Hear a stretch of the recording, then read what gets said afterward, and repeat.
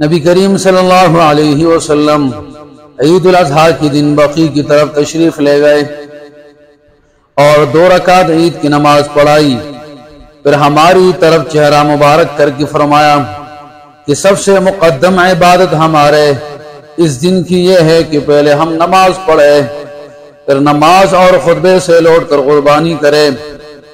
اس لیے جس نے اس طرح کیا اس نے ہماری سنت کے مطابق کیا، اور جس نے نماز سے پہلے ذبح کر دیا تو وہ ایسی چیز ہے جسے